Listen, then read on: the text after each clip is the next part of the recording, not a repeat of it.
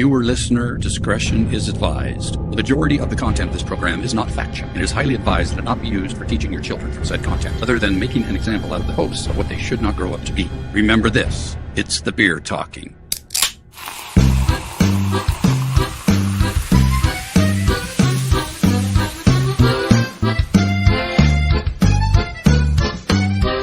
Welcome to the truth about beer. All the crap that we're interested in.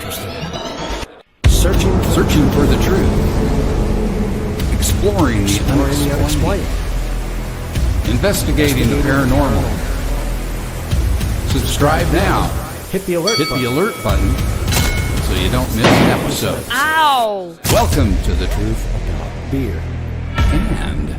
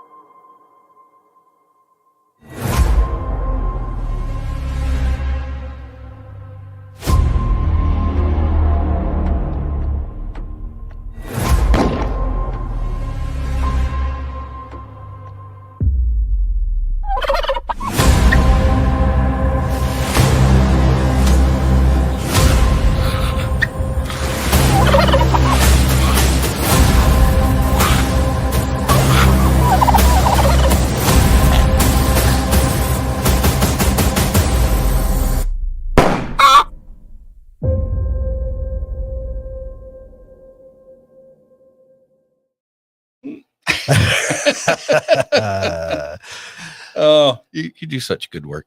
Thank you, man. Appreciate that. You make zombie movies fun. You make them fun again. What is happening, everybody? Happy Tuesday. Well, yes, it is. Before Thanksgiving. We really need somebody in the control room because I'm so flustered now because there's so much going on that we really need somebody in the control room. What's up, Denise? How's it going? Hey, Lindsay, Christine. Hi, guys. How we doing? How you all doing? How y'all doing? You know, this camera's in my way of the comments. Oh, is it? Yeah. I could pull them up here. Can you see them there? Oh, actually, I could turn this one around. You could. Yeah. Maybe I'll do that. Okay, you can do that. So I'll kind of talk about what we're doing tonight. We're going to be rewatching an episode that we did. So strap in for a long show, guys. What's up, guys, on TikTok and Rumble? How you guys doing tonight? Oh, he did it again. Oh, well. It happens. So we're literally streaming on a lot of different platforms tonight. So, yeah, I remember how Lindsay did that last time. I think it was like that. Yeah, because it's got a magnetic thing in the back. Yeah, that works. I'll say it on my mic. That's perfect. Okay. So get strapped in. It's going to be a long episode, guys. Because we're going to rewatch from season 2. Season 2 would be 2020, right? I don't even know anymore, to be honest with you. So it was 2020. It was a long time ago. Right before the Rona hit. Yeah, it was. It was right before the Rona. I'm going to put this over here. Wow. Because now I have to watch TikTok. Really? Yeah. You keep cutting in and out on YouTube. Oh. It's like you freeze and pause and then catch up. That's interesting. Maybe I got too much going on here. Is everybody seeing us okay? Are we cutting out on your guys' feed? That's interesting. Yeah, we got a lot of stuff going on here, so could be that. You know, Christine would be a perfect zombie because she's a stalker. She is a stalker. Yeah. Checking your internet connection. No, Christine says we're fine. Okay. So if you could see us fine, Christine, you're watching on YouTube. So, all right, cool. All right. Yeah. I'm going to check Rumble. Yeah, it looks like most of those comments are all YouTubers. Yeah. So we'll see what happens here. See if, Lindsay said that we were cutting out on YouTube a little bit. So let us know if you guys have us cutting out at all. TikTok, let us know if you guys can't see us or hear us good. And don't forget to give us those likes, guys. Smash those like buttons for us. Help us out. Man, we got so much stuff going on here. we got a lot of platforms we're streaming on. I got Rumble pulled up here. So yeah, and if you're not subscribed to whatever platform you're watching us on, please do that. The zombies are coming to get you. Ah, hello, Chris. We like zombies. What's up, Chris? We love zombies. Zombies are fun. I hope you're feeling better today, Chris. Chris he wasn't feeling so hot. I wasn't feeling good yesterday. Well, that sucks. I get really confused on when I'm talking about yesterday and today when he's halfway across the world. So, you know. Yeah. Wow. So cool. Yeah. So Thanksgiving time. I mean, it's a time for us to give thanks for all kinds of things. And you know what I'm thankful for? What's that? That in 2019 that you and I decided to start this journey. Right. And of course we started with just YouTube and well, we had a couple other platforms. I think we did Facebook and YouTube, didn't we, initially? Yeah. Yeah. And here we are in 2024. Almost 25. Almost. God. That's We've crazy. both still been at it. Maybe not on the Truth About Beer the whole time, but we've been at it. And so I'm thankful that we have a library of shows that we've done. That's for sure. We definitely do. And some of them have more fond memories than others. I think when I watch them, I have fond memories of all of them. Memories that I rewatch, but there are a few that stick out that I always have to go back and visit. Yeah. So I'm the same way. And you know what else I'm thankful for? Right, Christine? What's that? Beer. I'm very thankful for beer. It's the whole premise of the show. And this time of year when pumpkin beers come out. Hey, Roots and Waves. How you doing? You know what I'm thankful for? Our audience. Oh, I feel like an idiot. Me too. We are so thankful for you guys. Hey, Bobby. Hey, Bobby. How's it going? Yeah, no, we wouldn't be doing this if it weren't for you. So yes, that is a fact. Most thankful for all y'all. All y'all. See, I learned that. I learned that from Texas. From Texas, all y'all. All y'all. You know. Yeah. Hey, Tammy on TikTok. We got some TikTokers going on here too. All so right. we got like, anybody want to come work in the studio? we need somebody to manage all this stuff. It's a lot. There's a lot going on. It is. It's crazy. Absolutely crazy. But we're excited. I'm really excited for 2025 because we really just kicked this thing back off again. And we got a lot of stuff down, in the works. Lots of ideas. It's gonna be so much fun. It's gonna be really cool. And I'm not saying. Never mind. I'm not saying that. Okay. No. I was gonna say something, but I don't want to. About something that may be happening in the spring. Oh, yeah. I'm excited to get that kicked off, but we do need to do some pre-show prep. Yeah. I mean, to advertise and yeah, truly get it out there. Where what the hell? Let's tell them. All right. We're bringing back Parapalooza. The old Parapalooza, which we take credit for. And really a lot of our audience that we've kept all found us through Parapalooza originally when we did that. That is a fact. It was a popular thing. And if you don't know what Parapalooza is, it's a virtual Paracon. And if you don't know what a Paracon is, well, you haven't been living. Yeah. Keith will explain that to you. Well, it's kind of like a Comic-Con for paranormal, right? I mean, if you think about it, you get a bunch of paranormal enthusiasts together. And, except people don't dress up. No, generally. They don't. No. The only people dressing up are the ghosts, but yeah, they're always invited, and they don't ever pay either. No, bunch of freeloaders. No. But it's a lot of fun. It really is. Yeah. So stay tuned for more information on that. It'll be a hoot. I'm excited about it. We're hoping to do. You want to try to do a 3-day one again? I think we should. I think it should be 3 days. So we usually do a Friday, Saturday, Sunday, and it's an all-day event. Usually goes from like 10 in the morning to 7 at night or 6 at night. So something like that. And we have different investigators on, and really not just investigators, just anybody who has an interest in the paranormal we have on the show. So yes, and from all over the world. Yep. And we tried something different last time, which I really liked. So the first time we did it, Joey and I, we were there for all 3 days, every single show. So the shows run about an hour, and it's somebody different on each show. We were hosting everything the whole weekend. Yeah. So last time we did it, we actually let the people coming on be the host for that hour. We just kind of sat in the background and controlled things from here, but they were hosting their own segment, which was really a lot of fun because I think it added a lot more personality to it, right? They're not just standing at our ugly mugs for 8 hours a day. So, as we go hoarse. Right. Yeah, exactly. And get drunk because I don't think we got drunk. No, we didn't. Maybe. Well, at least we won't tell anybody. But it really was a lot of fun. It was a good time, and I'm super excited to bring it back because, our audience has grown since we've done it, and even our acquaintances we've made in the paranormal field have grown since we did it the first time. So you never know who you're going to get on as a guest. No. So it'll be really fun. It'll be parapaloozerific. I like that word. You need to put that on a shirt. All right, so let's get going here because I want to drink some beer.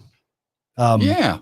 So well, do you want to introduce it with the video? With the video, Let's and then we'll talk about it. Let's go to the videotape.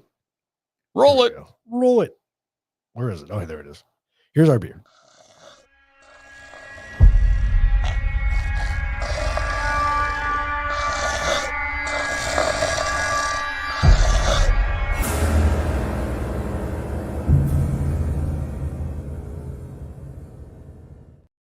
I love it. That's awesome. Love it. Nothing like being served beer by a zombie. Yeah. Well, sorry to disappoint you right now, but you're going to serve it. You're going to serve yourself. One quick thing. Thank you, sir. One quick thing about this is we now have a Patreon account. And if you go visit us on Patreon, sign up to be a member. Okay. We have 3 different membership levels, not very expensive.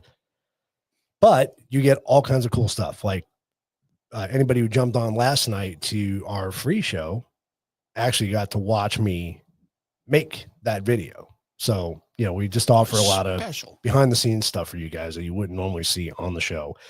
And yes, we do give back. You do get gifts and stuff for being a member. If you're the first tier member, I should have brought them out. You can get a koozie. I can run and grab them real quick. Yeah, grab a koozie. We got to show them what the koozies look like because they're super cool. So you get a koozie on your 6-month anniversary, and that membership is $1 a month. So not a big deal. You pay more than that, way more than that for a cup of coffee every day. And our second tier, you get a koozie, you get an autographed picture of the gang. Jack's not here tonight, but Jack's normally here.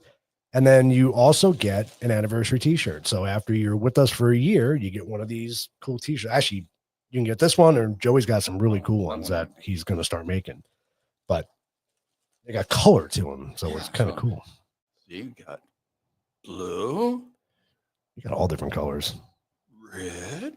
Oh, this one looks used. That's one of the originals. That's an original. Of course, it doesn't show up on the camera, but it's and then I wonder at the green doesn't show up either. That's funny. But then we have our invisible ones. These are the best. Yeah. These are see-through ones. They're amazing. No false advertising, Quine. You're telling people that. They're going to get, I could see it. And then our third tier is $5 a month, and you get all that good stuff. Plus, I forgot to add that all these memberships come with different behind-the-scenes stuff, early access to certain, videos and stuff that we put out. But the cool thing about the highest tier is we will send you a link to the show, and you guys can jump on a half an hour before the show starts on this very show and have conversation with us. And any guest we might and have. any guest we might have. Yeah. So that's kind of cool. So if we get somebody who's interesting on the show, you can get kind of backstage and talk to them. It's like a meet and greet almost. So you won't want to miss that. So it's pretty cool. Check it out. You know, you can sign up for free. We will offer some stuff for the free members, but you know, obviously we encourage you guys to subscribe and become a member because it helps us out in the long run. For sure, because it's kind of costly to run a podcast. Yeah, it's a pretty upside. I need a beer. Yeah. Upside down business. It really is to start. But you know, hey, we have great listeners, great fans. So go check it out. Christine is on there. If you have any questions about it, ask Christine because she absolutely loves it. We've been putting some really cool content on there. So please go check it out. She's been getting her money's worth. That's for sure. That is for sure. I think we're up. We've had it up and running about a week now. We're up to 4 members. So, you know, awesome. Pretty cool. Yeah. So yeah, we're growing. It does really help. It will really help. It will really help 100%. So, all right, cool. So I'm trying to watch TikTok too. Thanks guys. Show us some likes. Give us some love. Yeah. Give us some love there. So, all right. Punkle. So Punkle. It's a pumpkin pie spiced dunkel. What the hell is a dunkel? I have no idea. I don't know what a dunkel is. You know, you sent me all the information on it. I've got the story of the brewery here. Okay. But, need to bring up the spec sheet on it. I don't know where it's at. The TTABA Green Room. I like that. That's a good name for it. The Green Room. I do like that too. Yeah, but it does pair with smoked Gruyere. I don't know what that is. It's a cheese. Brewer? Oh God, how do you say that? Gruyere. Oh, we haven't even been drinking yet. Oh, but see, there's the next one's perfect for this for what we're doing here. Turkey legs. Turkey legs. I love me a good turkey leg. And good for a food coma after Thanksgiving. So this is the perfect Thanksgiving beer. Punkle. After Thanksgiving beer, but we're drinking it before. It's Punkle. So you've never tried it, right? So I have not tried it. I picked this up in Texas. Okay. It is a Texas brewery. And it's a German style lager. Gruyere. I'm not even trying. Isn't it Gruyere or something like that? It's a cheese. I know it's a cheese. Thanks, Bobby. Why does it say it's a lager? Skips the pumpkin and is delicate. Does it really say skips? It's really tiny. Yeah, it's super tiny. And is delicately. Chris, I will post a link. Once we actually start the episode, I'll jump up and do it because I have to do it on my other screen because I don't have a keyboard here to put it in. Yes. But I will post a link to it. So. And it's delicately spiced with cinnamon, allspice, nutmeg, and ginger. Oh, you know what? I might have it in here. Hang on. Oh, the spec sheet? Or the link? Nope, I don't. I just have a thing that says visit our Patreon page. Never mind. I will once we actually start the episode, playing back the episode, then I'll jump up and go and post it. But let's drink some beer. Let's do it. So what are you guessing? I'm guessing this is going to be kind of like an amber color, right? Would you say? I would think so. Yeah. It's a did I say it was a lager? Yeah. It's a German style lager. Root says, quit warming up in your hands, boys. Oh yeah, it's gonna go. Yeah, we'll do that. All right. Let's see how it pours. Yeah. Oh yeah, that's dark. It's dark. Yeah. Yeah. See if I can get some head on this. Make it look appealing.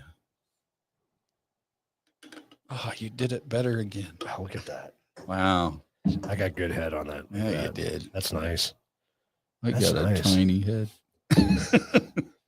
Oh, that smells good. Wow, that really smells good. Yeah, it does. It's 5.5. It's not alcohol, very, yeah. So it's not very strong. And I know the spec sheet did show the ABUs on it too. But all right, the audience is getting impatient. No, cheers. And cheers to you guys. Thank you so much for joining us. We appreciate it. Oh, dang it. That's wow. That's really good. Chris, good night. Thank you for jumping on. Yeah, thanks, Chris. That's really good. I can't place the aftertaste though.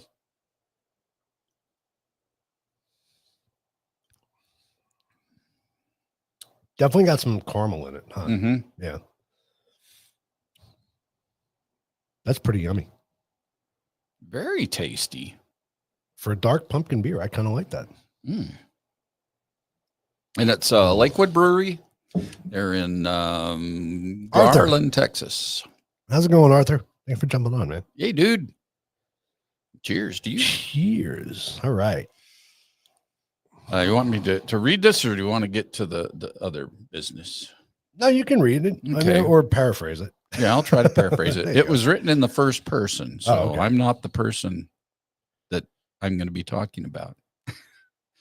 But he says, I was born in Belgium and moved to North Texas when I was 7 years old. Growing up, we took regular trips to visit family in Belgium, which leads to a great appreciation for the craftsmanship and unique flavors found in beer. He graduated from SMU in Dallas when craft beer was still in its infancy. So his beer journey began with I'm changing it to instead of I and me and my. But his beer journey began with the search for a taste from Belgium here in Texas.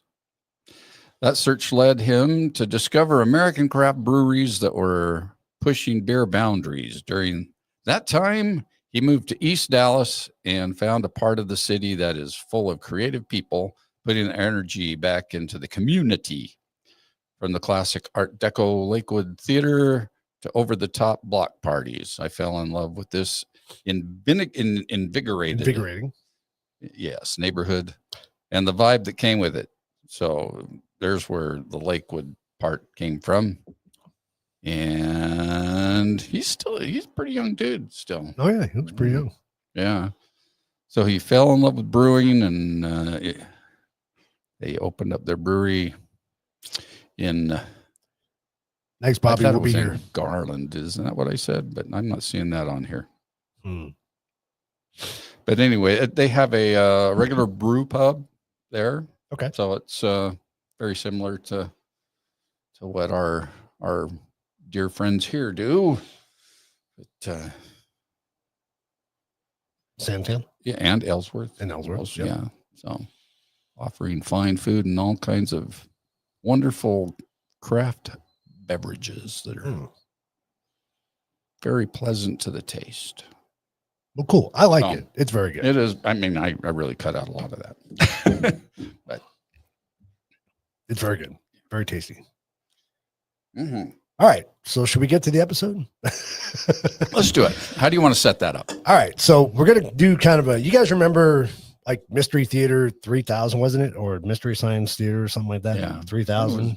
Did it go up to 3,000? Yeah, I think it was 3,000 was the last one I saw. Okay. But when they play the movie and we kind of commentary over it. But we'll let you watch some of the episode and then we'll kick back in and shoot our comments in there every now and then. Yeah. So the special thing about this episode was it is the only episode that we really had a full dress rehearsal on before we actually recorded it. And that was complete with beer and everything. That was a true dress rehearsal. It was. And it was a mistake that never happened again. No, it didn't. Thankfully. And to top it off, should I wait to talk about it? Like tell them about the beer or wait till we get into it? Let's get into it. Because I want to see if they notice. So yeah. All right. So here was a fun episode. Here is our zombie episode that we did in season 2. This was episode 203, wasn't it? I think so. 203. 203. Yeah. So here it goes. Hope you guys enjoy it. We'll be popping in from time to time. I'll go run and put that link for our Patreon in the chat so you guys can jump to it if you want. But here we are. Not grow up to be. Remember this. It's the beer talking.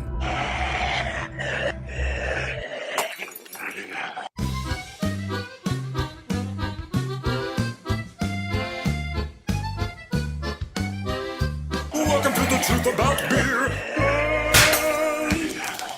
Hey, sit back. Crack open your favorite brew and pour it into a frosty mug. Hey, thanks for joining us for another episode. Yes, thank you. I'm Keith Davidson. And I'm Papa Joey Stay. And we're your hosts for The Truth About Beer and Yeah, we're a podcast and YouTube channel where we get to talk about all the crap that we're interested in. And best of all, you get to do it while sharing a brew amongst friends.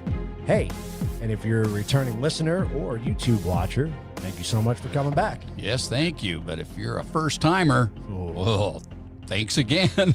Yep. Yeah, please like, share, and subscribe to our YouTube channel. And don't forget, on the bottom of the YouTube page, there's that little notification bell. Make sure you click on it, because what that'll do for you is our new episodes. Yeah, you'll get an alert every time we release a new one. That way you won't miss out on it like today's episode. Yeah, and we're really excited about today's episode. Yes, we are. We hope you enjoy it. Yes, we do. Everybody, cheers. Cheers.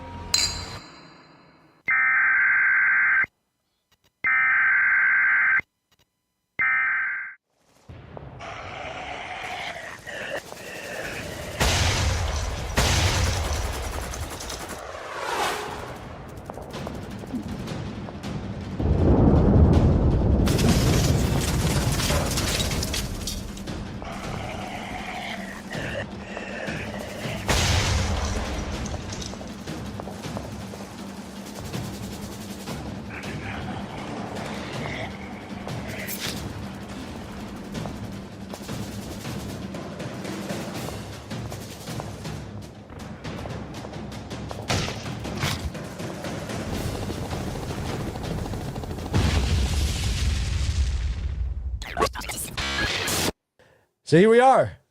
We're here already. Oh, wow. That's Deja already vu. episode 203. 203. I can't believe that. It's the truth about beer and The Undead Rising. what does that mean? What does that mean? I suppose we're going to talk about the undead. I think we should toast first. I think we should toast to this. This great beer we got. It really is good beer. We've had experience with this beer. Well, we had an opportunity to sample it. So the reason I chose this beer is because the last couple of episodes we've done. Can we see it okay on I think we could see it. It's called Dead Guy Ale, Dead Guy Ale? which is very appropriate for this episode. So the one thing I like about Dead Guy Ale is the fact that it's offered in both cans and bottle. Yeah. I found that interesting. So I was wandering through Bevmo, trying to find a good beer for this episode. Yeah, I said, hey, do you have anything with dead people on it? Guy looked at me kind of weird, but then brought me to this beer, and I was like, It ooh. definitely has a dead guy on it.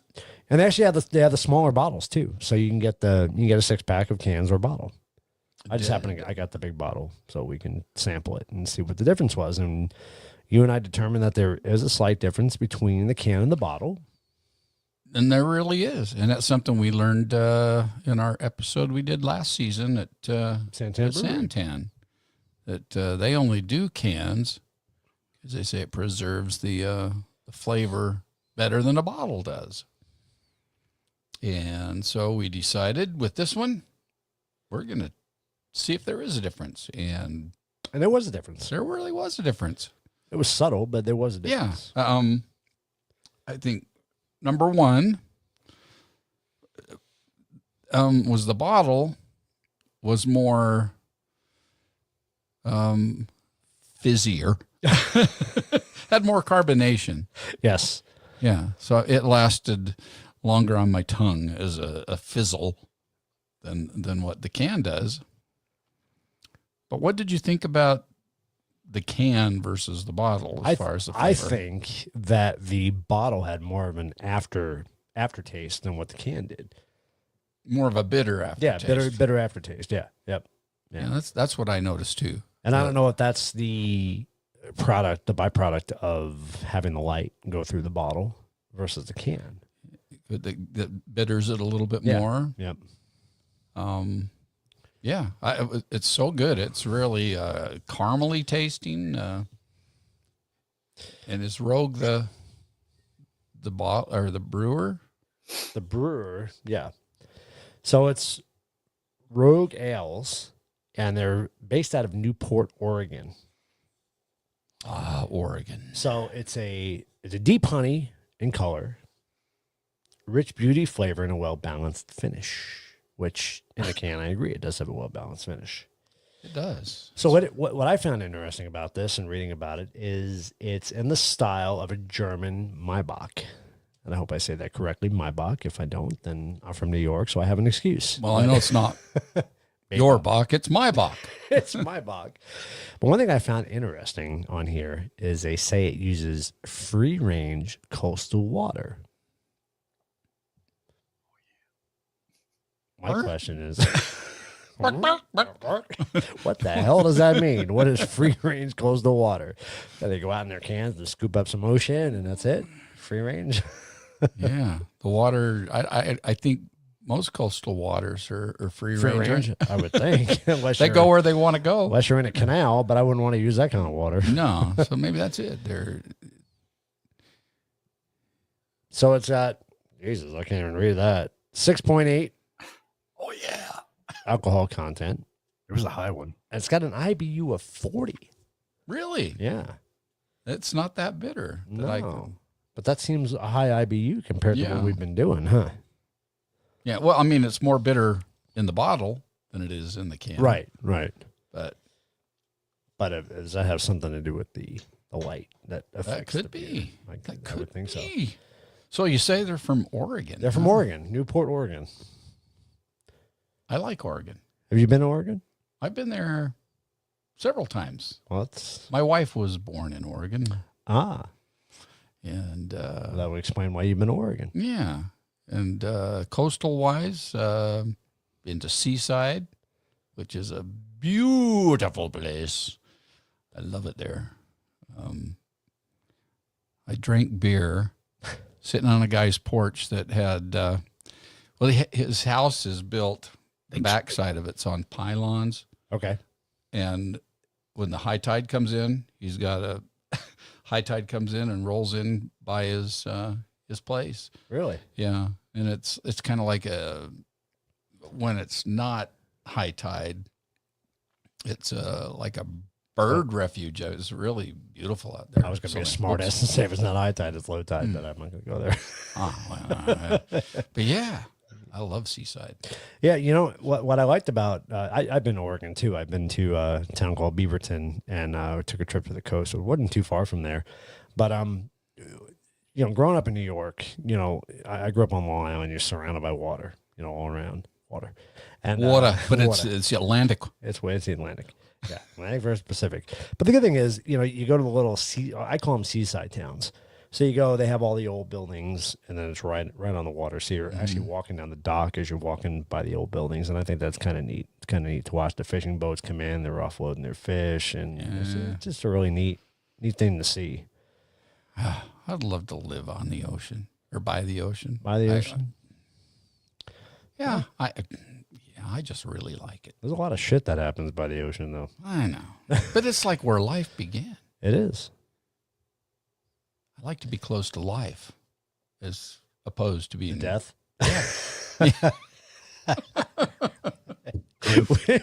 Which happens to be about our episode. Wow. That's amazing. That's crazy. How did we segue into That was a that? hell of a segue.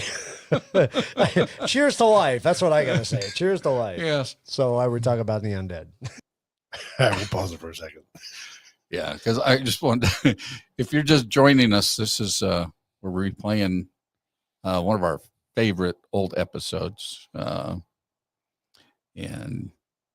yeah, want to welcome you aboard. We look younger. Yeah, at least 4 years younger. Huh? 4 years younger. I still like my head's still just as shiny, isn't it? Yeah, it is a little bit. Yeah. But, you know, the funny thing, so this was, what was this? This was a 6 point.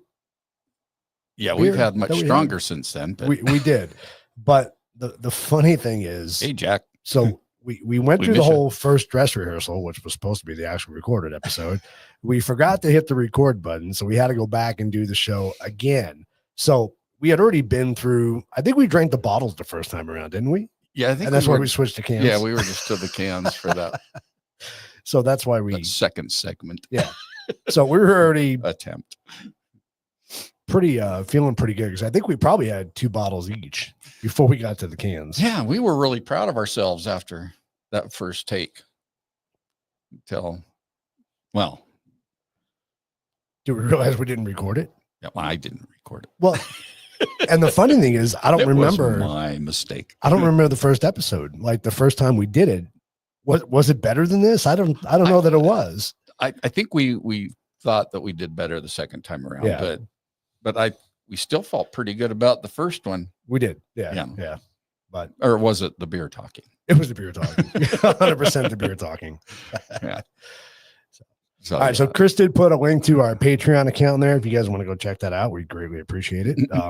Like I said, you could jump on as a free member for now if you want, and take a look at what we offer in the memberships, and then decide whether or not you want to jump on a membership. But it's definitely worth it. So yeah, we'll make sure that we really make it worth it. yeah, we've been uploading a lot of content, and there's a lot more that's going to go up on there. So, all right, should we continue? Let's do it. Is the volume too high? Because we can hear it in our ears, but we can't tell if it's too high on your end. The older episode. So let us know if it's too loud, because I can make it softer or I can turn it up. Here we go. So in Undead, were we talking about Ghost or something Well, it different? depends on the culture, I guess. True. I think we're talking about, this is the one, Jack. Zombie. Hit the right button. That was good. That was because you have labels on it now. We can actually I know. see. So it helps, because usually I go, Oh, I geez. usually hit the wrong button. We don't ever mean to hit that one. No. Well, hey, give a round of applause for Joey hitting the right button. Yeah, there we go. Thank you very much. Thank you very much. And we, What our studio let me, audience. no, I wasn't done yet. I want to absorb this just a little bit longer. Yeah, thank you. There Thank we you. go, Thank there we you. Everybody Thank gets you a very free much. can of Road Dead Guy, whatever it is. Anyway, Everybody in the studio audience here tonight. as one Does person. get that. Anyway, I love it. It's great. Me too. So, so let's talk about dead people. I mean, zombies. Zombies. Zombies are, where did, how far back do we have to look to see where zombies really came from? Good Lord, you got to go way back. In fact, you could go back as far as 1800 BC. Holy crap, that's far back. That's before my time. Just a little bit. Yeah. Yeah. There's some, this was actually chiseled in rock. I mean, this is ancient Sumerian text. Hmm. So it's an old rock tablet Kind of like the Ten that, Commandments. Or? that had a story or whatever, a tale or an epic. Well, it was an epic. It was called the Epic of Gilgamesh. Gilgamesh. I have to And read that now. Yeah. And, you can get it translated in English. You can. Is that on Amazon? Probably. Probably. You can get everything on Everything's Amazon. on Amazon. Why not? But I know in the Epic of Gilgamesh, they talk about, whoever the first person is on this. I didn't make the note of that one. Gilgamesh, probably. But he says, Probably. I will rise up the dead, and they will eat the living. The dead will outnumber the living. Ooh, happy Thanksgiving. 1800 BC. Now that's scary. That is scary. I mean, if that doesn't describe a zombie, I don't know what does. Yeah, exactly. Exactly. so I will I think, outnumber the living. That's scary to think that could actually happen. yeah. I mean, what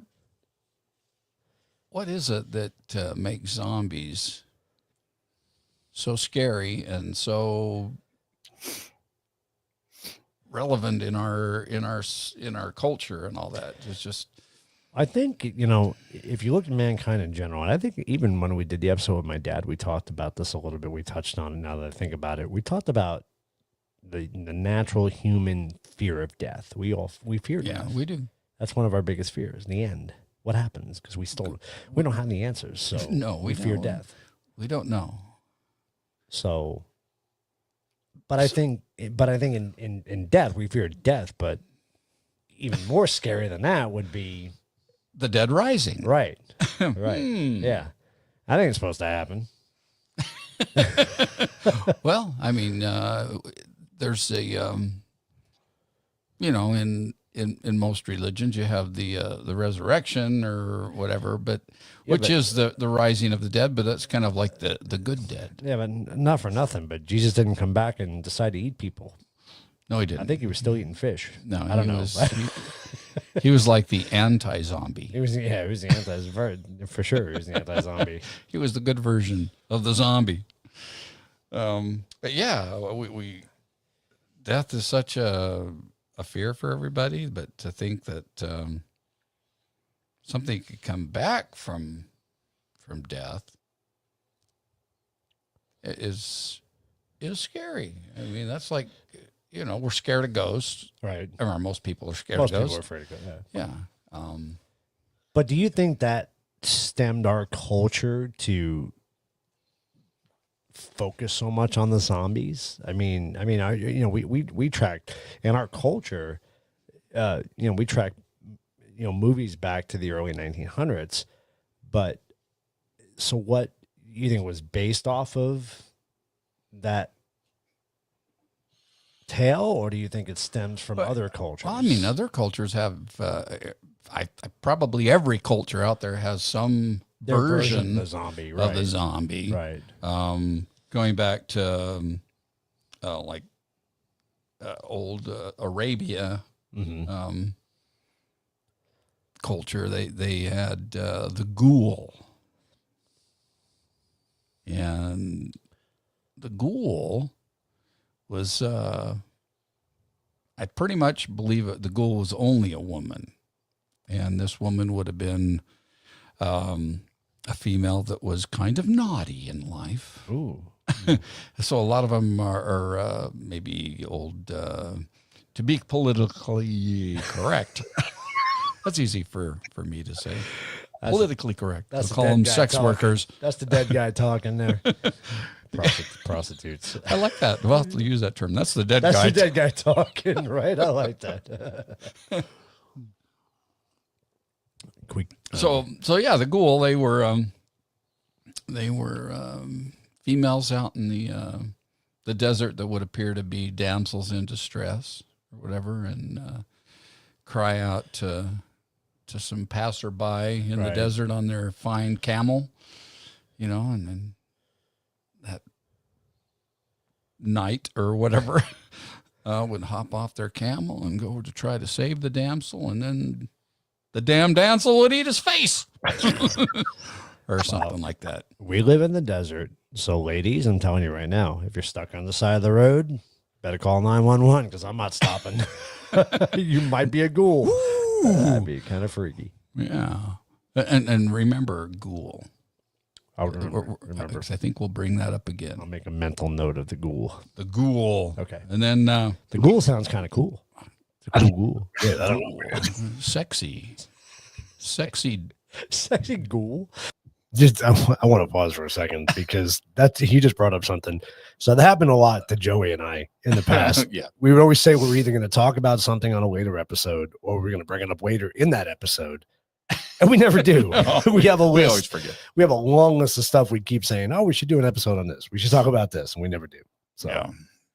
so And it's probably still continued because we still don't have that piece of paper and a pen right here to write down Take those notes. things. Yeah, when exactly. we say we're going to do something. And even when we rewatch our episodes, we still don't pay attention to it, do we?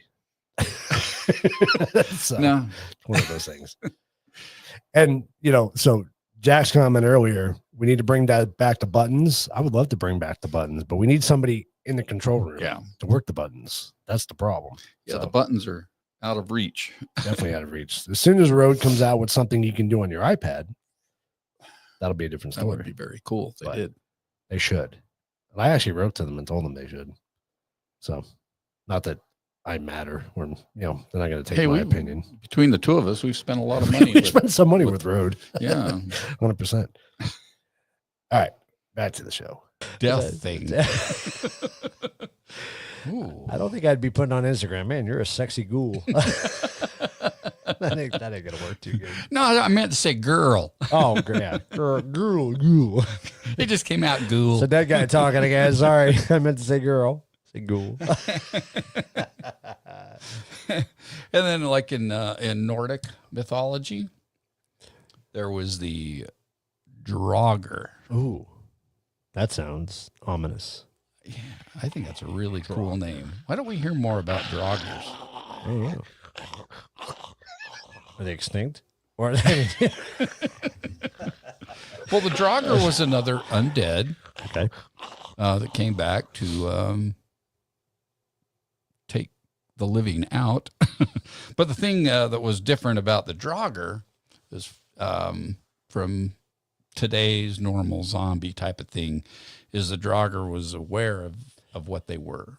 And they delighted in it. So they had a conscience. They did. They had a conscience and they liked it. They liked eating flesh. They liked killing people. Wow. Sounds like It was fun. Jeffrey Dahmer. Ooh, yeah. Modern day zombies. Modern day zombies. Right. Oh boy. Yeah. We won't get into that. I hope not. Draugr? Draugr? A Draugr. I like a Draugr. Yeah, I think that's a really cool name, and it's kind of like a dry lager. That's a Joeyism. It could be. Another Joeyism, Draugr. Oh, here. Would this work? I know. You know, when you talk about a Draugr, it dramatically changes the idea of Of a zombie? a zombie. Oh, boy. You know, I got to be honest with you. By the time season 4 rolls around, we're going to have a whole dictionary of Joeyisms, right? Publish that? Publish that. We don't. I Yeah. like that. Oh, man. Never mind. What? We'll come back to that Okay. Well, in another season. oh, really? Wow, No. we're pushing it out to another season? I don't remember what I was thinking. Well, you never know. I mean, well, it's going to take a few seasons to come up with a full dictionary or. That's true. Good, So- good point. Good point. All right. Yeah. So we'll circle back. So you guys will be following us by season 4, and we'll we'll have the Joeyism dictionary. Okay. Sorry. But we digress. We do. We usually do that. Yeah. And here we digress clear back in the Nordic mythology period, which is the Norse. Isn't that the Norse? I was just going to ask that because I'm not really familiar with mythology. I kind of lost that in high Norse school. But mythology. yeah. Norse was the wasn't that half man, half horse? Wasn't that the guy who had that was Pan. Oh, That was right. Wasn't that Pan that was I don't know. very popular with ladies? Peter Pan? Oh, different man. Sorry. Oh boy, we better not get off on that one. No, I laugh at those commercials. What commercial is that? Where is it Motor? No, Motar. Looks like the Norse guy. You ever see that? The guy on the motorcycle. He's half man, half motorcycle.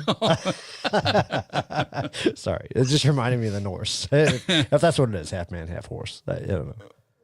Anyway, sorry. I mean, I'm going sorry, back what was that- your point? Well, no. So I just want to say by this time the beer's really kicking in. yeah, and I still don't know.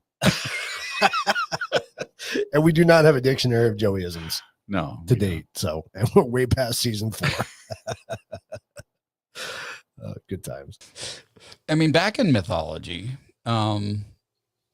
this I didn't know. There was Cronus, Mm-hmm. who was a god. Yep. And because Cronus, when he was young, he killed his father so that he could become the god. The god.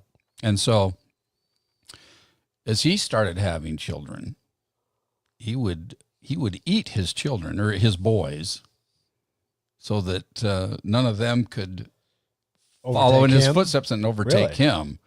And it wasn't till, I don't know, probably,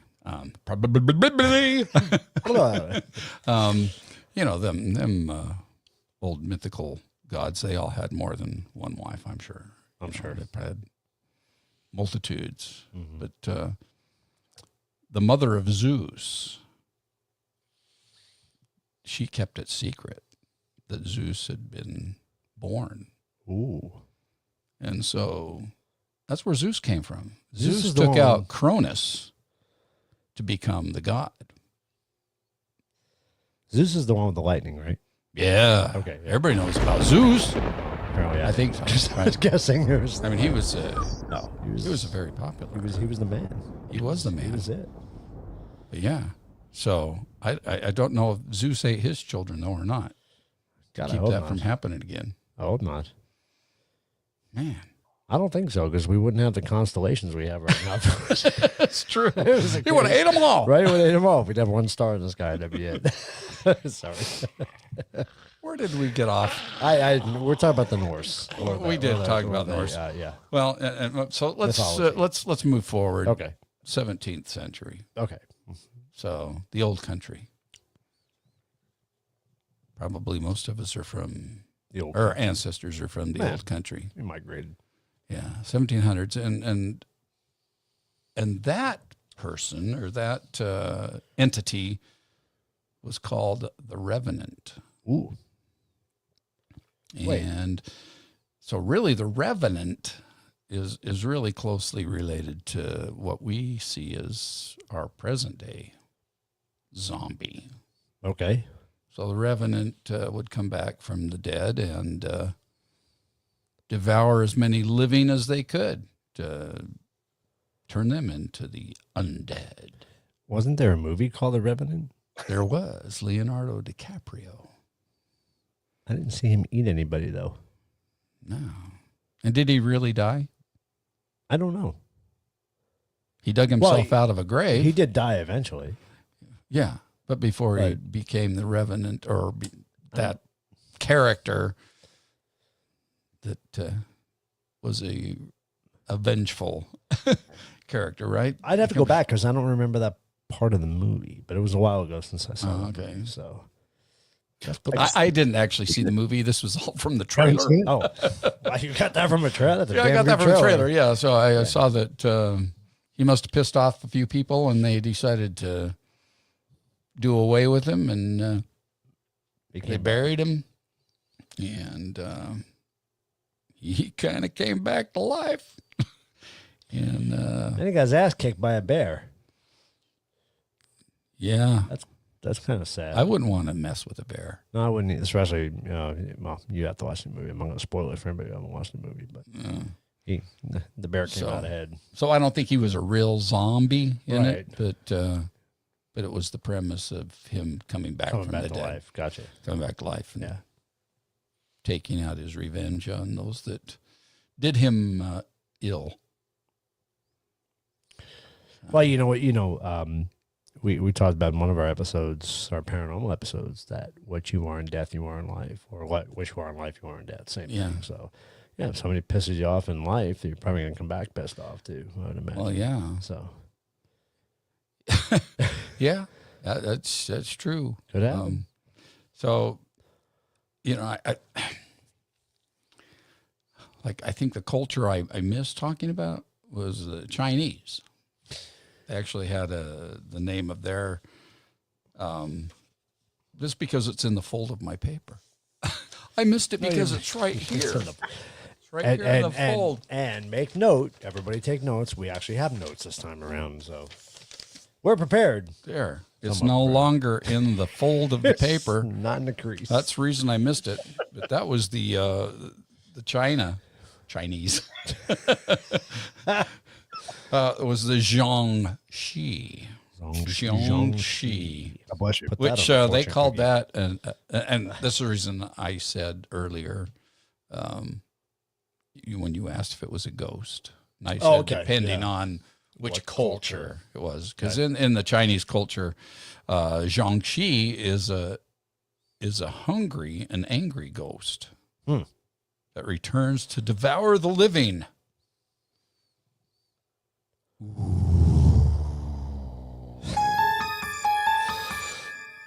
So, if you kind of go back to the mythology, what you first stated, it's kind of along the same lines, isn't it? I mean, they come back to and it says the dead will outnumber the living. Oh, clear So, back from right? the epic of The epic Gilgamesh. Gilgamesh, yeah. Yeah. Yeah, so that it's kind of the same. It kind of Yeah. so there's some consistency there. There is. And so, I mean, the Chinese were so, they believed in that so much that when they prepared their dead, they went through the, they bound them up in ropes and, kept them so that they couldn't get loose. Mm-hmm. And in later years, they ended up cutting their hearts and their livers and all kinds of things out of their bodies. They're dismantling their bodies. So I was going to say, some cultures went as far as completely dismantling the body so they couldn't come back. So they couldn't, And it's funny that... it's interesting because I wonder if that's why the Egyptians do what they do when they mummify people. Yeah. That's because they do put all their organs in different jars and stuff, right? So I mean, that has to do with the afterlife, I think. So I don't know if they're, trying to prevent them from coming back as mummies, but it's kind of the same idea, right? So the movie The Mummy, really, he came back as a zombie, right? Technically, yeah. Well, kind of a cross between a zombie and Frankenstein's monster. Yeah. He was put back together. He was the undead for sure. But yeah, I always found that interesting. And wasn't it something, I don't know if we did it in this episode or a different episode. Didn't we talk about mirrors? We did do an episode on mirrors. Yeah, where they wouldn't let the dead face the mirror or something like that. Or I couldn't remember what episode we did that in, but there was something about. There was one just called that we did about mirrors. Maybe that was the episode then. Yeah. So remember, like in Jewish tradition, they cover all the mirrors. Right. That's the one I was talking about. Yeah. That was interesting. Keep the spirits bound, I think. Something along those lines. Yeah, we spout a lot of knowledge, but we don't know shit. We don't remember anything after the episode. That's the problem. Yeah. I do have to say, we've changed since we started doing this back in 2019, and the episode you guys are watching now, we pre-recorded and then went back and threw a bunch of editing in. And as much as I love the live because we get to interact with you, the audience, right? So that's my favorite part about doing the live. But I do miss doing the pre-recorded episodes because we could fill it with so much more information, because we go back on what we say. Yeah, we could fact check ourselves a little bit. So which is no fun. But. But that part I do miss. But it is. But I don't. It is good. I would never want to stop doing the live because I enjoy the interaction between the audience. So, and want to get feedback from the audience. You guys like this, us replaying an older episode and kind of narrating it and talking through it? Because this is the first time we're ever doing this. And we were trying to think of doing something unique for a Thanksgiving episode instead of just jumping on here talking about turkey and stuffing. So yeah, just want to do something a little bit different. But yeah, let us know. Give us a thumbs up if you like this. And we may do some more of this in the future. I wouldn't say it's going to be every episode. No. We might do a few here and there because we do have a few of our favorite episodes. So, see, Christine likes this. Okay, cool. Good to know. Awesome. All right, let's continue on. We haven't gotten to my favorite part of the episode yet, but we're getting there. I mean, throughout other cultures, I believe even, in the Revenant period, if you will, they would go as far as when they removed a dead body from a home, because most people died at home in those days, is they would carry him out of the house feet first. I saw that. So then they can't. So they can't see where they're coming from. Right. And so that way they can't return. And some cultures went as far as actually, if someone was carried out of their home, they would close up that door and relocate it. Right. So they had that's right. So the dead couldn't find their way back in. Right. Yeah. Don't want you eating my brains. So, and really, are we still that much different today? I mean, we bury our dead 6 feet underground in a cement vault, or we completely burn them, or we burn them. Right. But when we don't burn them and we're putting them in a casket and burying 6 feet underground in a cement vault, we still seal up and bolt close that casket. Right, exactly. because we don't want them to get back out of there. Hell no. Come back. So I think it's, it's translated forward to our day. I mean, we still, we embalm our dead. We make sure you ain't coming back. Yeah, that's because that's scary. It is scary. Well, I'll tell you what's even scarier than that is, all what we're talking about now, we're talking about the undead. We're talking about the dead coming back to life. Mm-hmm. What about the cultures where they actually are zombies that are alive? They're not dead.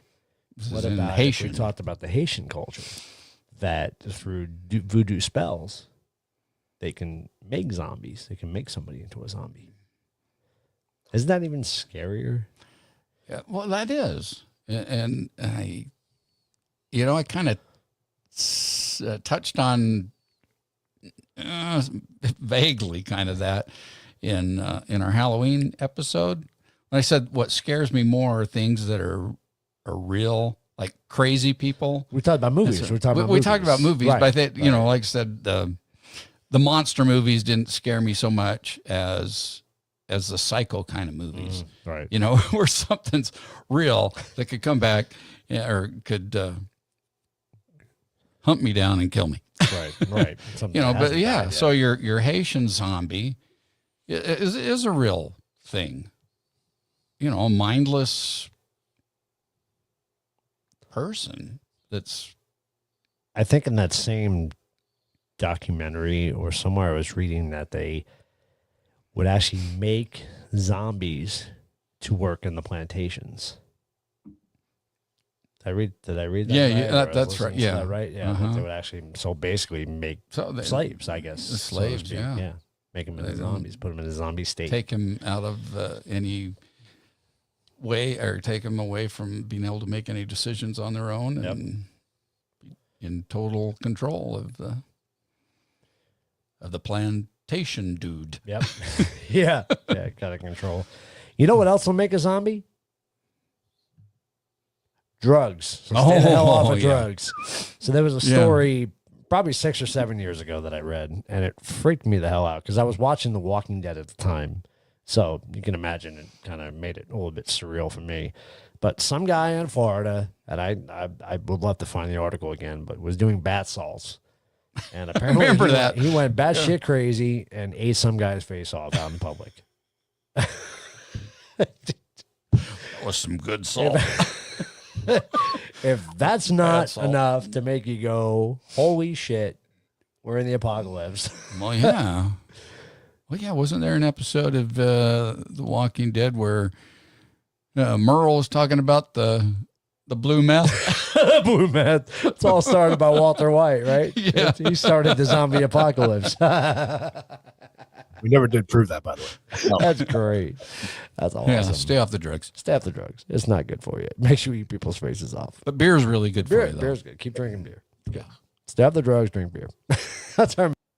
So the one new zombie that we can kind of add now is those on their cell phone walking down the street, right? Not paying attention to anything else. Which will be on our next selfie-sode. Yeah. Yeah, that's a fact. Message. That's our public service for today. But I'm sorry, I can't even go. Are you drunk? We've been wanting to do this episode for a long time. A long time. We have a fascination with zombies. We love it. Oh, we do. We love the end of the world. Bring it on. We did it twice. Because we're so not prepared. We're so not prepared. You'll find that out very shortly. But our culture for years has been fascinated by zombies. I mean, we live and breathe it. I mean, like The Walking Dead, the biggest story of all time. I mean, it's 10 years in the running, 11 years almost in the running. Most popular series ever. Yeah. So there's a lot of people that are fascinated by it. I mean, it didn't start just a couple of years ago with the movies. No. You sent me a list this morning of zombie movies, and of course, movies. Well, I don't know how far back they go. In the the silent movies and all that. I guess that was around the turn of the century, or I think the before that, list but- I sent you went back to the 1930s, but yeah, I'd it was have like to look at it again. 1932 was Yeah. was White Zombie. White Zombie was the first one. But then that frickin' list, it was 16 pages long, and it only brought us to 2011. 2011. So you know, since 2011, there's been other zombie movies. I mean, for sure. Of course, the majority of those on there, well, maybe 1%. I recognized, names of them. There were some crazy ones on there. We'll put that list on our Tatabian fan page, and that will entice you guys to go become a fan of ours. You get access to a lot of content that you won't normally see on our podcast, so that's definitely need to become a fan. Yeah, you know what? What? Yeah, that's really cool. But no, there's that. So we have the first one was that White Zombie. Right. So it was in 1932. It was 1959 that Plan 9 from Outer Space came out. I didn't realize that was a zombie I had no idea. type of thing. I've never watched it. I don't even know what It movie was that one of is. those. You haven't? That's one of the worst B movies that were ever Really? made. I figured Anytime White you Zombie watch would about be. the worst movies ever made, it was always Plan 9 from Outer Space. Very low budget. Yeah. But I didn't realize that was a zombie movie, teenage zombies. And then I did find one that came out in 45. That was Zombies on Broadway. I mean, there's a party for you. Zombies on Broadway. Can you imagine that? They'd be out there dancing and parts of their bodies would start falling off. We're in the money. And it just fall You off. do the high kicks like the Rockettes and the leg would fly Lego around. shooting off into the audience. Oh, that'd be a great little Oh, that would be good. Yeah, that'd be awesome. Well, I made a condensed list of what I sent you earlier because God knows you'd spend hours on the toilet reading that Oh list. yeah, no, I haven't been able to really look at every title on here because there are so many. It just blows my mind. It's unbelievable. So if you're not in the business of making zombie movies, you probably shouldn't get into it because there's so many titles out there. I think I'll close that one. I did close that one. Okay, well, we'll go to the short list. So we'll talk about one that I think that sticks out in people's mind the most. And believe it or not, I have yet to see this movie, but I do plan on watching it after this episode, is The Night of the Living Dead, which George Romero came out in 1968. So October 1st, 1968. Yeah. The Night of the Living Dead came out. And it's probably one of the first kind of cult classic kind of a I would movies say, that came yeah. out. Yep. And really it's what defines what we see zombies as today. Were created in that show. In that show. And like I told you before, I was going to bring up Ghoul again. Yes. And remember Ghoul?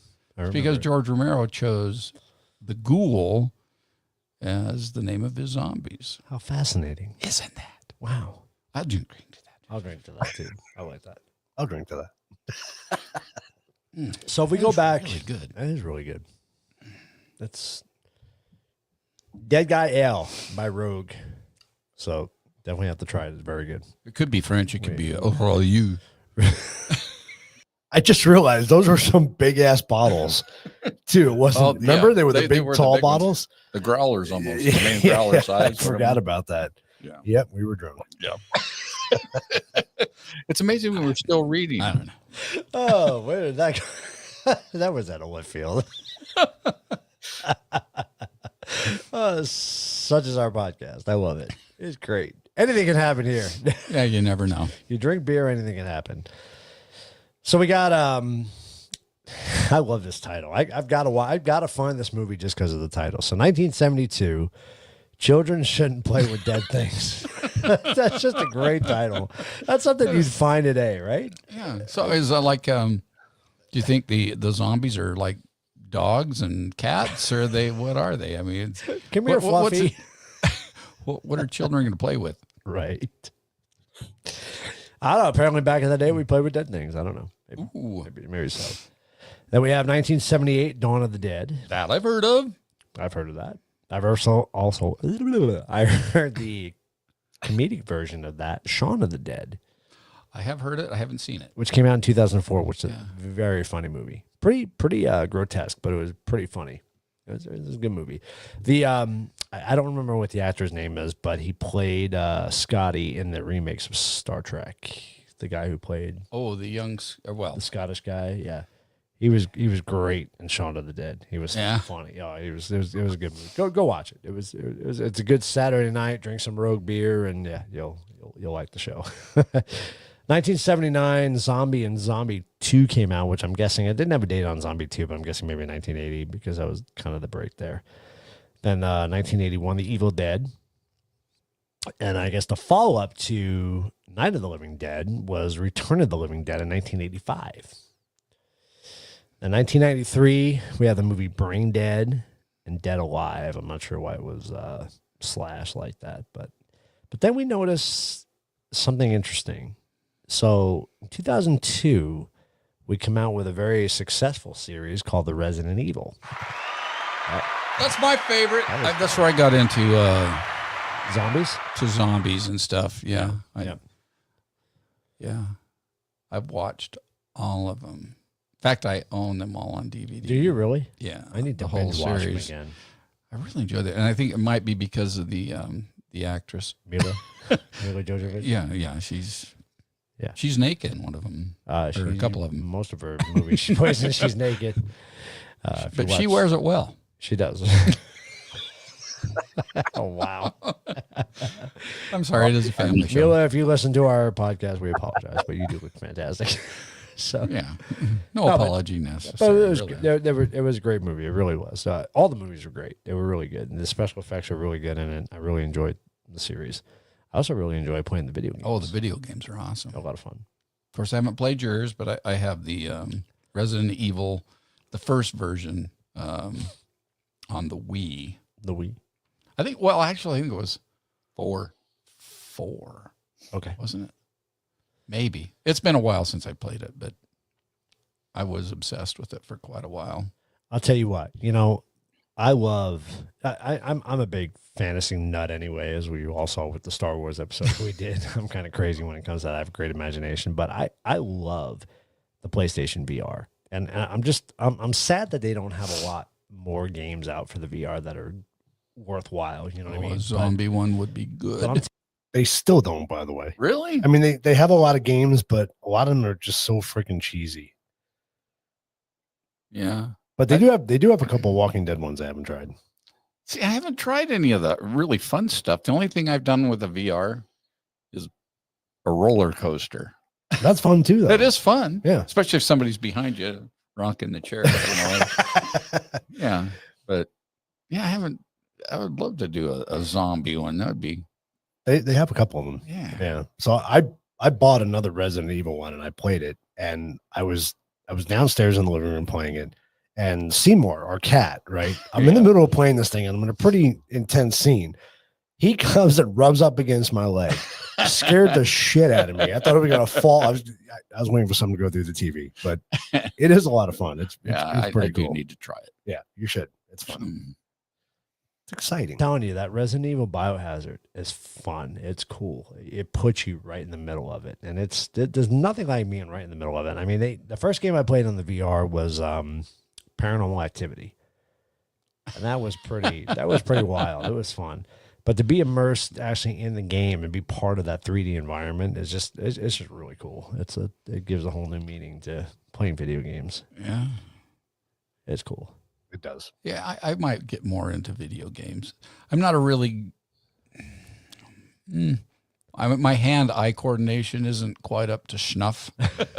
But maybe if I got put into a virtual reality kind of a world, yeah, I might learn pretty quick. You might. You might, especially when a zombie's on your ass. You might just do it. Yeah. But hand me a rifle. Yeah. It's cool. That would be cool. It's a fun game. It pretty really good. is.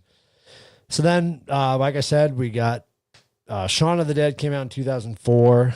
The movie 28 Days Later came out in 2003. When you look at the cover of that thing, it's got like a disease symbol on it or whatever. It didn't remind me of a zombie movie, but I've never seen it, so I don't know. I haven't seen. Well, I haven't seen hardly any of these on here. As you know, I fall asleep during most movies, but I didn't sleep during any of the Resident Evil. Wow. And you won't sleep through Shaun of the Dead if you watch that. Yeah, That was really good. It keeps you laughing. Yeah, huh? yeah, it was a good movie. One of my favorites came out in 2007, and I remember because I think I actually went and saw this on Christmas Day because it came out in December 14th of 2007. The movie I Am Legend with Will Smith. See, and I didn't know that was a zombie movie. What a great movie! It really So was. I never watched it. I mean, it's been available for me to watch. Yeah. And I just haven't done it. And it's just a shame because I'm really a Will Smith fan. It's a great movie. But I didn't, if I'd known that it was a zombie movie, I would have watched it. Wow. So I guess I'll have to check it out. That's your homework before episode 204. Oh, man. Our plate's pretty full, you know. 204, that's like next episode. You can do it, as we talked about. 201, you can do it. Oh, You can do it. We got a lot of stuff going on. we do. We're keeping busy. We're this very season. excited. This is a great season. Oh, did it start over again? It did. Oh, dang it. Sorry. All right, I have to remember where we're at. What were you gonna say? I was just going to say, you're pretty close there. Yeah. Oh, we quit numbering the episodes after a while, didn't We we? did. We did. It's just like, I don't know. It's the next one. It's the next one. All right. I may have skipped here a little bit, but sorry about that because it jumped back to the beginning. All right. Haven't done it. And it's just a shame because I'm really a Will Smith You're right fan. It's a great movie. Okay, yeah, I'm right. I didn't, if I'd known that it was a zombie movie, and Should then he fast forward slapped a little Cliff, bit? would have watched it. Right, and ruined it So all. I guess I'll have to. All right, we'll go forward a little bit. What's her Sharon first name? Stone? No, not Sharon Oh. Stone. Never mind. Alicia Silverstone? No. I'm trying to think of the Stones. No, she was in. Emma Stone. Yeah, Emma Stone. Yeah, she's been in a lot of movies. Easy A and. What's wasn't the newer Sharon. one? It's a Broadway kind of a movie. Definitely wasn't Sharon. It was Broadway. Oh, yeah, I don't know what you're talking about. Yeah, crap. La Good beer. Dead Guy Ale. That's what it's all about. Dead guy. I'm almost there. Did you see World War Z? Almost dead. I haven't seen any of That these. was a good one too. Yeah, You know, I actually, since I've gotten into The Walking Dead, it's pretty much just pulled me totally into that series. And you're hooked on it. yeah. So now that I have a list of these zombie movies, Go back and watch them. I might have to. Rainy day Sunday, you know. Not that it rains here in Arizona, but you know, whatnot. No, but sometimes it's too freaking hot to even go outside. So that's a good point. That's a good movie watching day. Those are Sitting in good air movie conditioning. watching days. So like from June 1st to Really, I was going to give it April, but hey, yeah, pretty much somewhere in May, You all know- the way through September. when you live on the surface of the sun, that's the only thing to do is watch movies. Those are all good movie watching days. So a movie that I really want to see, and I'm going to have to rent it because it's got one of my favorite actors in it, and it's Arnold Schwarzenegger, and it's Maggie, which came out in 2015. So apparently it's about his daughter that contracted some disease that turned her into a zombie or something along those lines, and he had to stay by her side and protect her or something like that. I don't know. I watched the trailer a long time ago, but it Get looked down! Like get down! Get to the chopper! It's not a zombie. It's not a virus. I just I'm more intrigued because you don't see him playing in a zombie movie. You know what I mean? So I'm more interested. Yeah, but really, some of the scenes in Terminator when his flesh starts rotting away. Good point. It That's a does good look point. like After he's shot a billion times. yeah, he kind of looks like a zombie in those. That's a good point. Yeah, we love him. We love some Arnold. Yeah. So you know, as we can see that zombies have been in our culture for a long time, and they still continue to be in our culture. And you brought up a good point in conversation that a lot of the apocalyptic movies have come into play after 9/11. Yeah, I saw that statistic in that documentary on zombies, Right. History Channel thing. And it said that more than half have been made since 9/11. And so given the size of that list, there's a ton that we don't have on our list.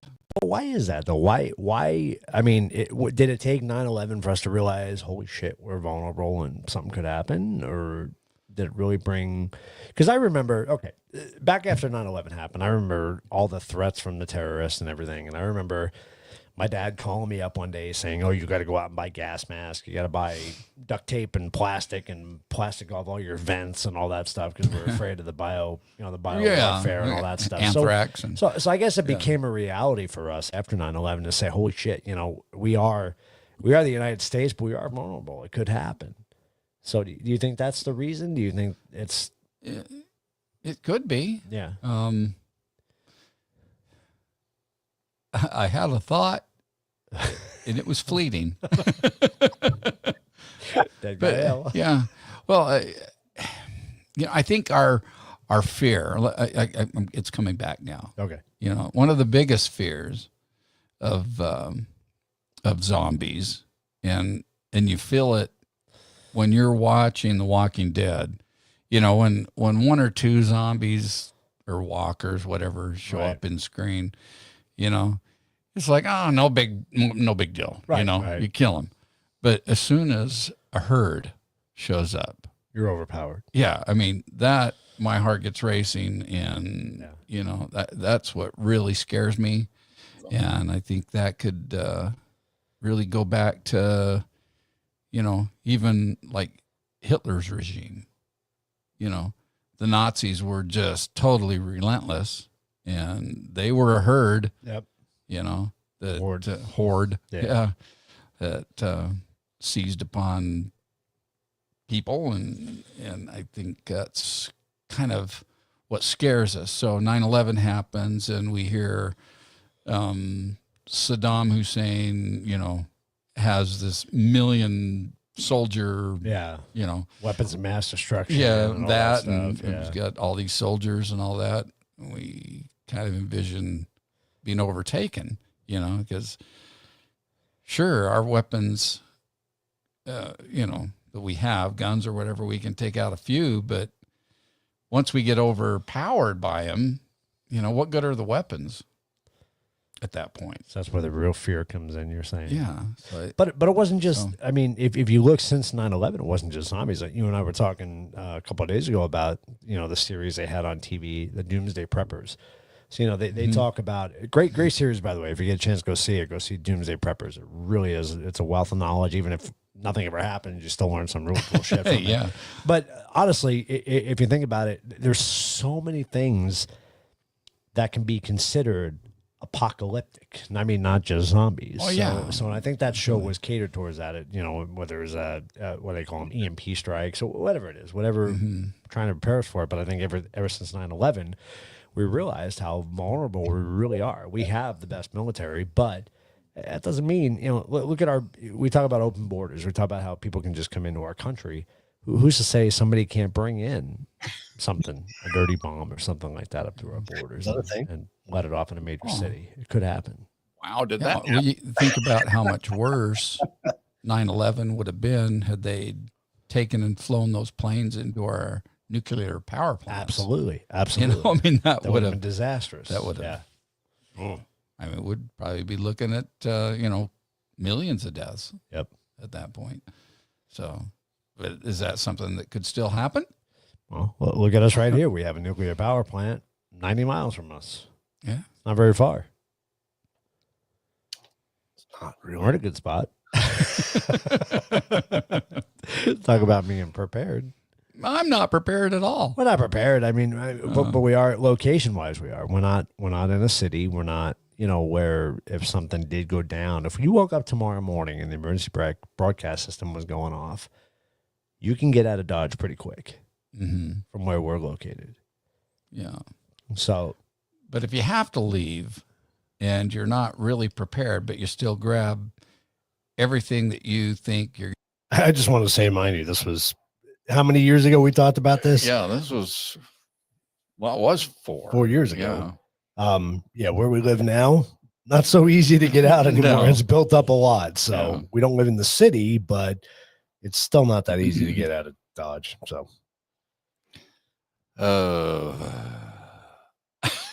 I think you were gonna say something. I just reading bios to books. Oh, okay. Your dad's comment. You're going to need to survive with, you know, those supplies that you have on you. Good point. That's your lifeline right Yes, there. absolutely. And you're going to want to defend that as much as you can, you know.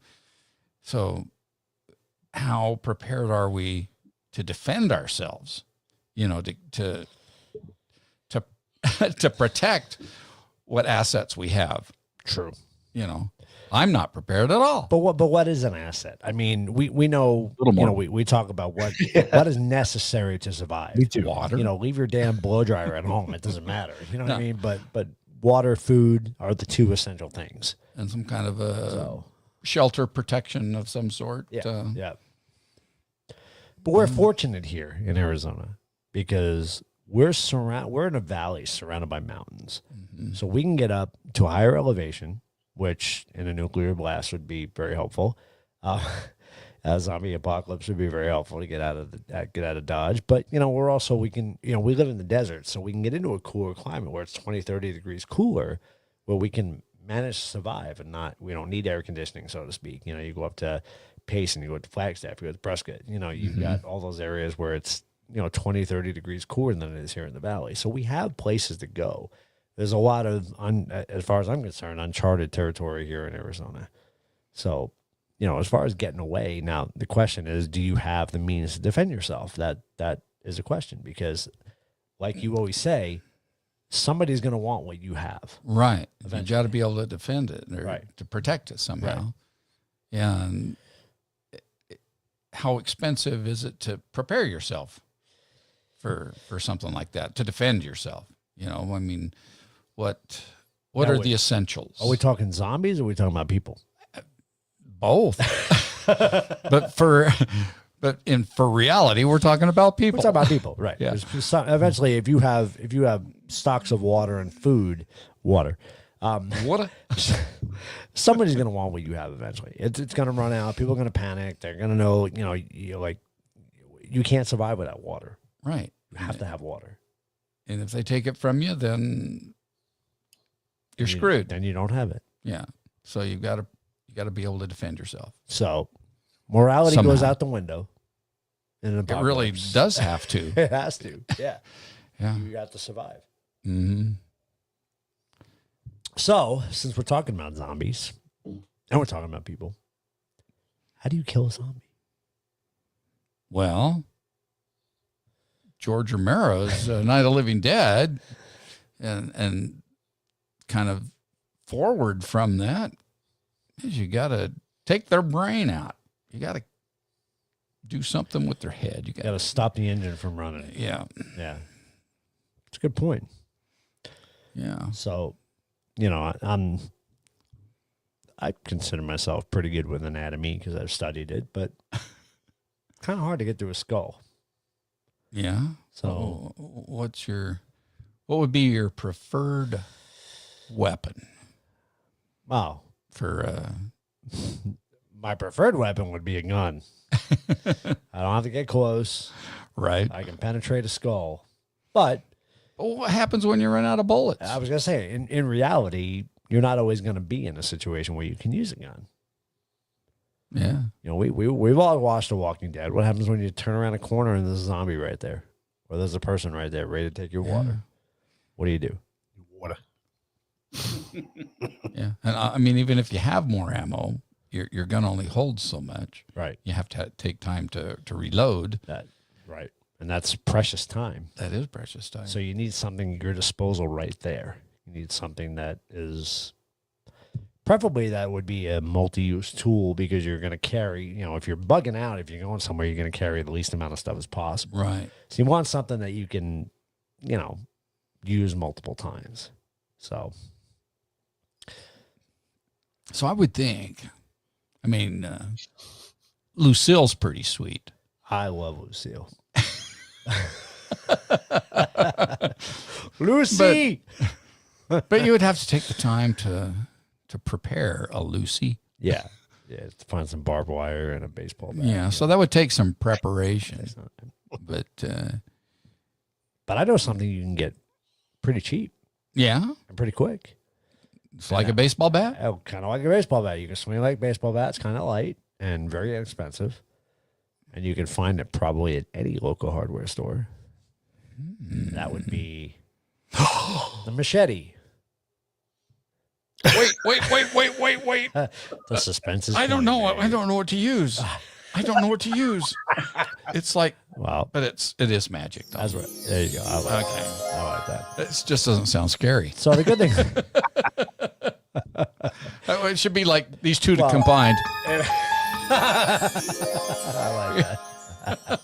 But if that doesn't look scary, I got a piece of plastic on there still. Sorry. It's pretty new. I haven't had to kill any zombies lately, so we're good. So it's got the serrated end of it. Okay. Oh yeah. And then you've got the blade end. So this would be good for stabbing, cutting off a head maybe, if you got it sharp enough. Yeah. And then you got the serrated end, so you can saw a head off, I guess. Mind you, we are 3 sheets to the wind playing with weapons at this point. So, yeah. That is scary to think about in retrospect. The other stuff not so bad but I'm yielding a machete, which was pretty damn sharp. So luckily no one was injured making that show. So I don't know if you Well, let's say, somebody gets bit and you need to get rid of that bit part. there you go. You need to saw their hand off. And you feel the teeth on that. That's pretty sharp. Oh yeah, Yeah, it's pretty good. that's that'll a do the sweet job. weapon. Yeah. And you know, honestly, And how heavy is it? it's not very heavy. Really, you can yield it, and you can swing it like a baseball bat if you had to. Be afraid. Yeah. That is nice. So it's kind of like a mini sword. I mean, if you're not trained in the arts of sword, If you're not a samurai, if you're not a samurai, then a machete would be the way to go. Very inexpensive. I bought this one at Harbor Freight. Harbor Freight, great place, by the way. If you want to get inexpensive tools, and they're a pretty decent product. I got this one for $7.99, I think it was. wow, I'm telling that you. is awesome. You can have this today for $7.99. Wow, Go to Harbor Freight. So This is not delayed. QVC. Anyway. that's pretty cheap. But it's good. It's got a little bit of reach to it. So, if your zombie is, look at that. We got some 3D Wow, shit yeah. going on Well, there. that's But no, if that gives you a little bit of distance, but you're not always in a case where you can have some distance. So you might need something a little bit shorter, right? Something for that close combat. That even goes for humans, not just zombies. If you're gonna kill zombies, yeah. But, Or if a person is deceased, and since we're all infected right. before they turn, you could use this next thing to take care of them so that they won't turn. That is true. And this is your everyday survival knife, and it does say survival knife on it. So I like the print. It's kind of cool. But this will do the same thing. Your serrated edge you can use, and you also have your blade edge. Also comes with your little toolkit in here, which is kind of Not cool. gonna lie to you. It has the compass, which will Which is very help you handy. navigate, and usually Won't has get a lost. little package in it that usually has a sewing kit. I think it has some matches in there to start a fire, so that's great if you're Some out on fish your own. hooks. Some fish hooks if you want to go fishing. Yeah, so it's a great tool to have. Again, pretty inexpensive. I bought this one probably 15 years ago, so I have no idea how much they cost, but I would imagine less than $100. That's a great inexpensive weapon you can use, and I think that's good for close combat. And you could shave. That's pretty. The Harbor Freight ones are pretty cheap. I guess if you want to shave You could. During- It'd have to be sharp enough. those times. Yeah. If your lady likes to have a nice, clean shaven person to Yeah. snuggle up to at night. I don't think your average Bic will be available in the apocalypse, so you might have to, go with what's available. But hey, we got a great weapon. I feel like I'm a sales pitch here. What's going on? What is? It is a sales pitch. I have a great weapon as kind of like a multi-tool, I guess, so to speak, right? I mean, this is Keith, why don't you tell us about this one? we'll get the handle on this baby. No. This is an axe, yes. Which they now did you know they have bars where you can go do axe throwing? In a bar? In a bar. After drinking? Yeah, after drinking. That's dang. I'm scared just holding it right here. I'm not trying to throw it. I'm scared being next to you. Right, exactly. But no, this is a great weapon. You got your blade, which would be good for cutting heads off or body parts if you need to. Which they probably did back in the old Oh, that would do some the damage to a Revolutionary cranium. War. Probably, yeah, I'll guarantee it would. And feel the weight on this sucker. You swing that baby full. Oh, sorry. You swing that baby full force, and that's going to do some damage. Yeah. Wow. And look at this. That's sweet. You got a nice flat edge on that side, so yeah. You could grind some corn with that. Make some Yeah. corn mash, so you can make some kind of a whiskey. Yes. You got to have that stuff in the apocalypse. too. Absolutely, you have to. Yes. Jeez, you can't live without beer or whiskey or some kind of alcohol in the future. Anyway, it's great tool. That is a nice it tool. It could be a hammer as well. Again, very inexpensive at your local hardware store. Harbor Freight, $5.99. So we got $5.99, $7.99. $7.99. I So have let's say no six, idea. and eight. So you got 14. Let's say 30 for the survival knife. But being conservative, 30 for the survival knife. But they also have one of those at Harbor Freight. Freight's got one for $9.99. So 20. Well, $30. All right, so 30 bucks out there. Going one, hey, call this toll-free number. No, I'm just kidding. This is not QVC. $30 out the door. You could have yourself pretty well equipped. Not equipped. Go to Harbor Freight. Ask for the zombie kit. They'll know what you're talking about. Just to look at you and escort you right out of there. Please, I need the zombie kit. I need a zombie kit. Okay. For under $30, you can have a machete, a survival knife, and a battle axe. And a battle axe. And if you ever want to see a padded room, tell them you want the zombie kit. That might be your one-way ticket. Oh, we might be onto something there.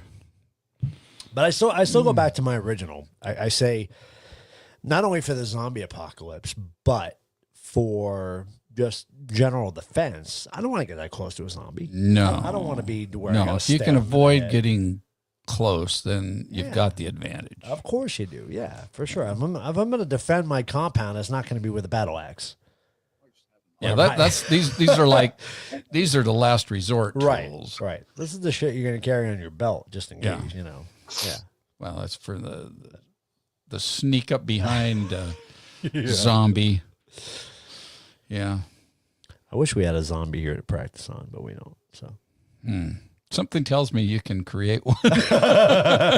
pretty quick. I still like the old-fashioned pistol. I mean, you know, it's compact, it's pretty light. Buy a 22 round.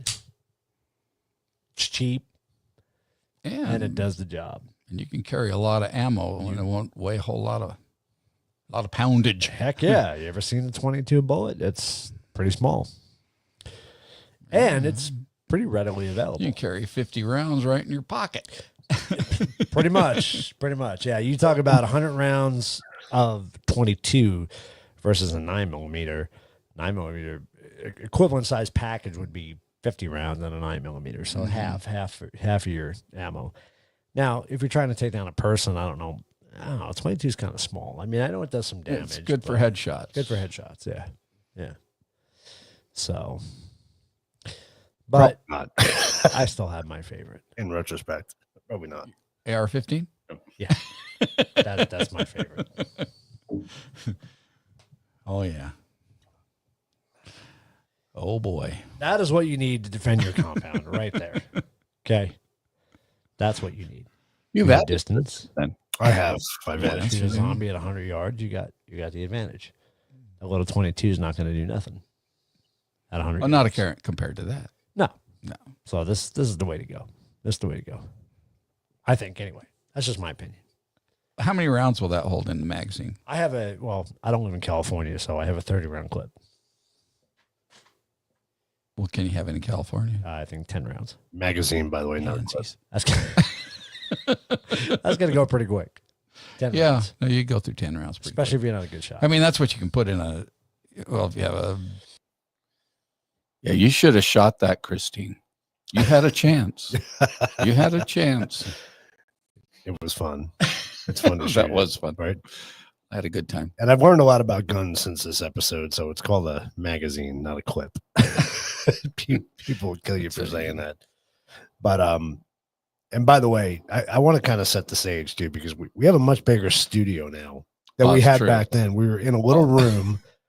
Literally, the green screen about touched our backs. Right? It was right there. So we didn't have a lot of room. We had this little table. I think it was a plastic table, wasn't it? We were using. It was a folding table. Or were we right up against? No, we did have the table then. Yeah. There were the times when we were right up against your desk where we had the That's right. computer set up. That's right. Yeah.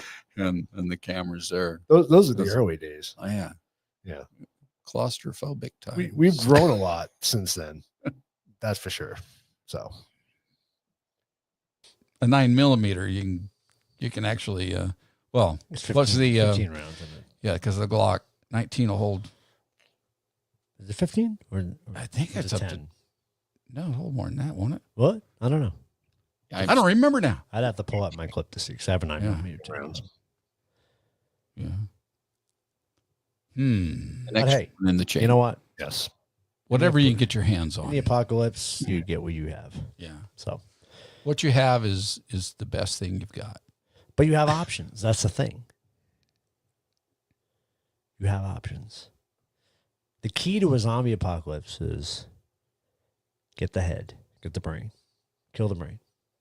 That's right. Isn't that the overall consensus right. of that? Yes. I'm sure that's the So, overall. however you need to take that head off, you do it. That's just good I life. think that would be the best thing is to take the head off. Right. Because the head can't do anything on its own. No. It's not going to move. It's just going to lay there and go, you know, the body might keep on moving a little bit, I don't, but it's not going to bite you. honestly, if I came up What on you a going head, to do? Bleed on me? honestly, if I came up on a head and it was going, I don't know what I would do. I'd probably step on it. I don't know. Something would be kind of weird, but you know. But really, realistically, let's talk real now. Okay, what's the odds of a zombie apocalypse really happening? Well, about 100%. No. Okay, wow, that's that's it. Show over. We're good. Zombie apocalypse. ain't gonna happen. No, but a natural disaster of some sort. But that's more likely. yeah. I would say. But you really have to be prepared either way. I mean, our planet is so old that we don't know. We don't know what kind of cycle it has. We don't know anything can happen. Look, dinosaurs are wiped out by an asteroid, right? Mm-hmm. So we're told. it could happen to us.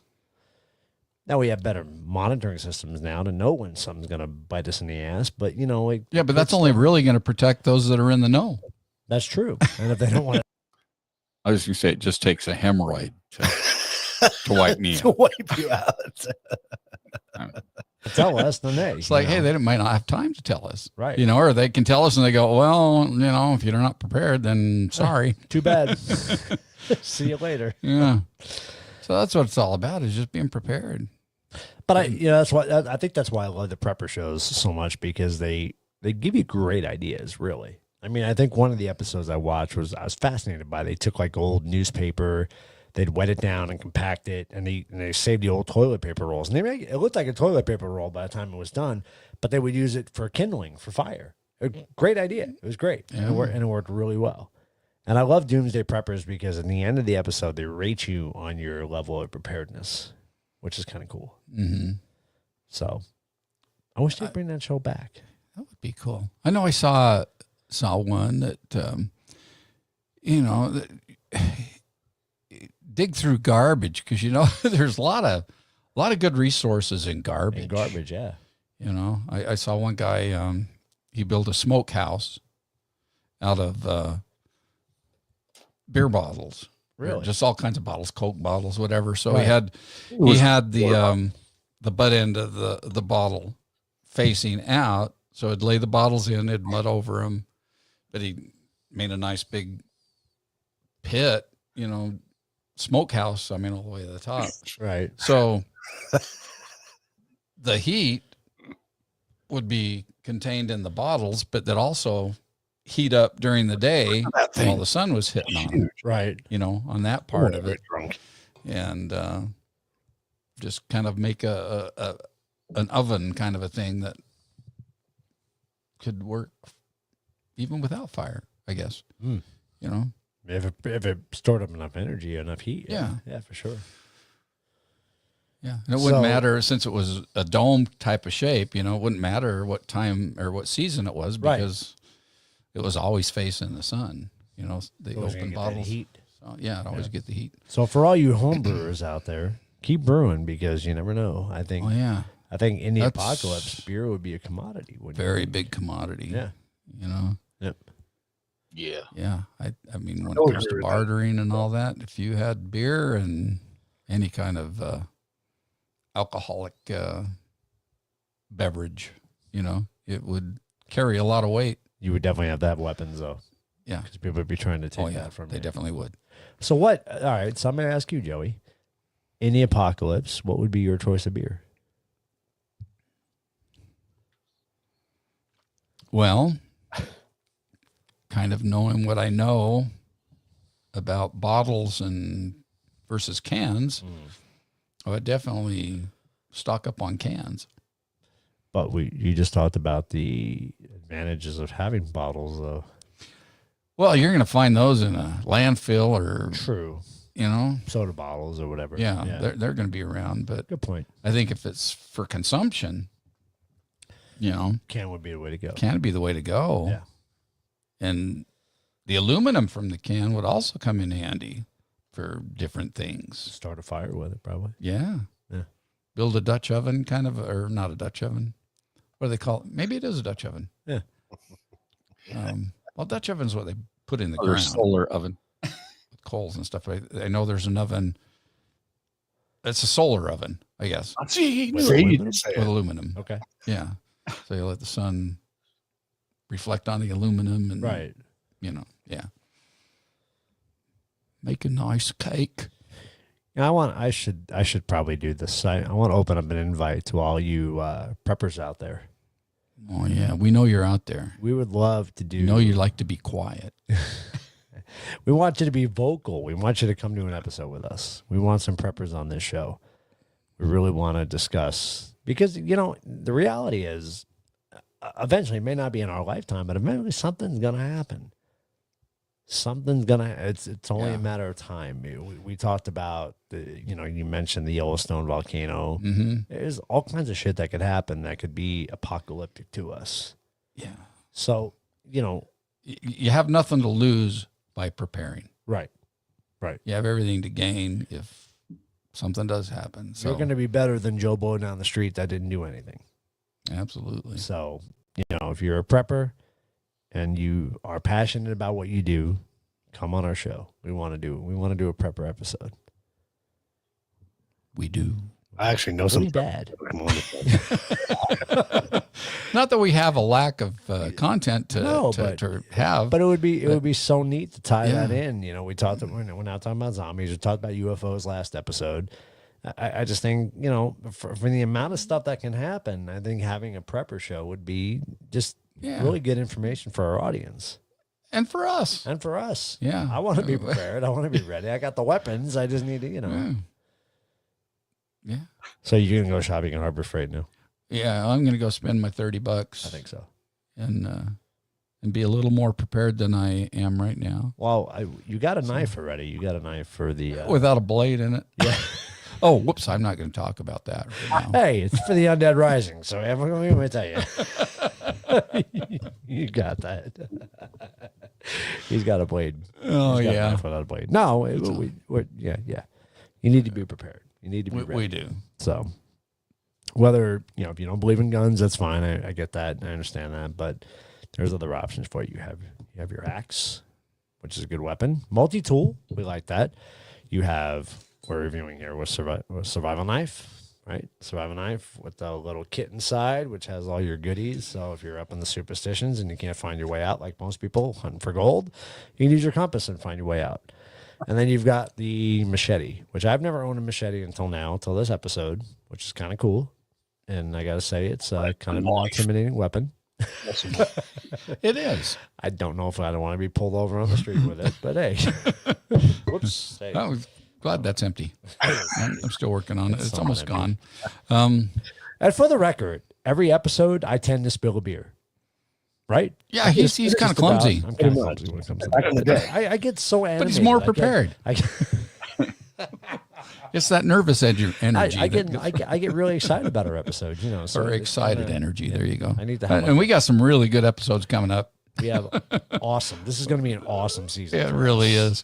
Awesome. I mean, we're even planning some road trips. Ooh. Oh, wait. What do you want to go with that? Well, that's good. That's a good one. That's a good one for like that. Yes. I like that. And, they're going to be fun. I'm talking a lot of fun. We got some paranormal stuff coming up for you guys too. It's going to be awesome. Absolutely. That's more. That's that sound. And we have stickers on there. I wish I could show you on the camera right now, but we don't have a cameraman, so I can't zoom in. But yes, we have stickers on our board. Stickers. So yeah. No more hitting the wah, wah, wah, wah. Right. So Keith can tell me which one to hit, and I can hit it. Right. So give me one, Keith. What will it be? Crickets. There it is. Look at that. Look at that. We are prepared. We have notes. We have what is going on here? It's the apocalypse. I don't know. I guess we're starting to prep. It's the end of the world. The truth about beer is organized. It's the end of the world. Oh shit. My God. I'm telling you. It's gonna be so much fun. Yes, it's good. We have a great season lined up for you guys. We really do. Yeah. Invite your friends and everybody to join us, because it's gonna get funner and bigger and crazier and more fun. Did I say funner? Funner. You said funner. It's another Joeyism, but I like it. I like funner. Funner's good. You know, I gotta say, honestly, you know, this is our second season, so we're still pretty new at this, I would say. But I think the one thing about us that I really enjoy is that we have our YouTube channel, which so people can see the craziness, right, instead of just hearing it. But then we're featured on so many different platforms, and we just added three more, and I don't even know the names of them, to be honest with you. But you know, it's just we're growing, and it's awesome. It's so much fun because we get to, you know, I said a long time ago, I don't want to talk politics here. I don't want to talk about crap like that. No. I want to talk about the fun stuff, the stuff that we enjoy, all the crap that we want to talk about. That's our intro. That's what it's all about. That's what it's about. So we talk about paranormal. We dive into UFOs now, and I'm so, you know, Tim was great. It was a great episode with Tim, and I just think, you know, it's opened my eyes to a lot of things. I don't know about you, but I want to explore more. I want to do more with the UFOs. I want to do more with the paranormal. I think it's, you know, Vinny and his team are awesome. We have so much fun when we're with them. We do. So, yeah. I'm actually kind of nervous about our next paranormal adventure, but yeah, it'll be interesting, to say the least. Yeah, and we really have to give, you know, props to all those that help us with this, with our podcast and show channel. It's not just Keith and I. No, you know, we've got our whole crew. We got Lindsay helping us with production, and we have Rachel, who's our social media director, and she's phenomenal. I mean, she's really got us out there on, you know, Facebook, on Twitter, and Instagram, and yeah, you know, it's been keep everybody informed. And she did an episode with us, which was awesm. That was a lot of fun. Really a lot of fun. Yeah, and Jay, who's doing is our webmaster. Jay is the man. He really is the man. He's the one that's got us on so many different formats. It's incredible. I mean, he'll text us. The next thing we know, we're on another platform, and it's like, okay, cool, right on. You know, it's very cool. I mean, we're on every major platform that you can think of, and that's. And then awesome. We got BS Design, who's Michelle and Shaylin, who helping us with our attire, and we'll have more more stuff that we'll put on our site it'll be available to you. And if you guys want our shirts, you can purchase our shirts. Yes, you can. So just let us know if you're interested. Yeah, You know, this one's an extra large, and if you'd like this one, I'll sell it to you.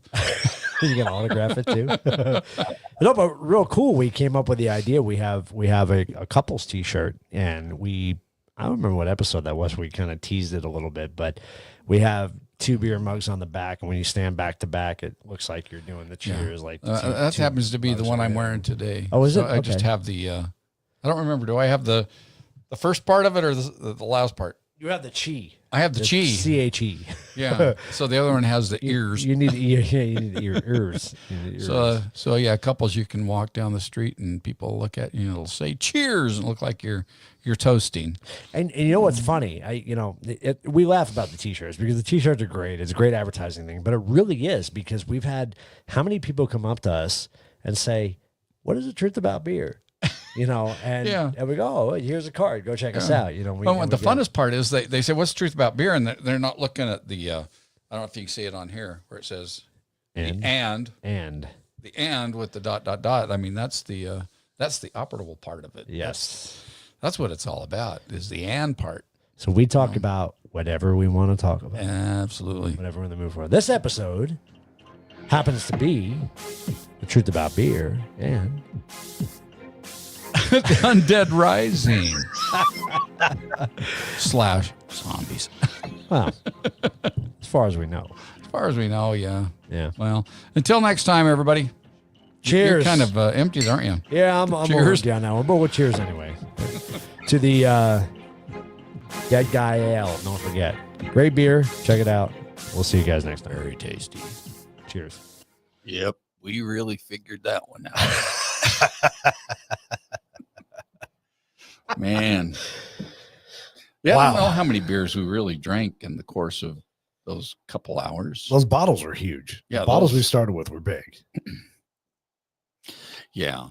And then we probably had 2 cans each, I'm sure. Well, I didn't see us pouring them. Well, there are. Well, because it was edited. That's true. That's a good point. We did edit the pours. That's right. Yeah. So. And the pee breaks, if we took any. Thanks, Amy. Appreciate it. Go back and Amy. go back and watch the episode you just did with us. But Well, I mean, I know we've gone almost 2 hours here tonight, but the actual episode's about an hour. Yeah, it is about an hour. But season 2 was a great season for us. We had a lot of really good episodes. A lot of good growth in that episode. Mm-hmm. And, just new ideas. So here's the idea. I told you, remind me. So I think we'll do this for our Patreon people. Okay. I think we need to create a countdown clock that's on our Patreon page. That's a countdown to the zombie apocalypse. There you go. There you go. Okay. I like that. And, you got to keep an eye on that. What's the starting number though? I don't know. It's got to be up in the millions because it's going to go. You just never know. It could be like the Mayan calendar. Everybody get work themselves up into a frenzy, and then it runs out and just resets. That would be funny. That would be pretty funny. Man, that's the idea. Well, that was fun. That was fun, we're cool. glad y'all joined us tonight for that. Yeah, thanks for one of our favorite old episodes, and this is kind of fun. We'll have to do it again on another episode. We've had 3 or 4 episodes that I think we considered our favorite, right? Yeah, I mean, I think the other one would be our, and they're all kind of different. Like this is the only one that we've done twice. The other one on our was the Alien Hybrid. That was more of a documentary episode. It was more of a documentary, but it was the only episode that we didn't do the interviewing. Right. Lindsay did the interview. Yeah. So that made that unique.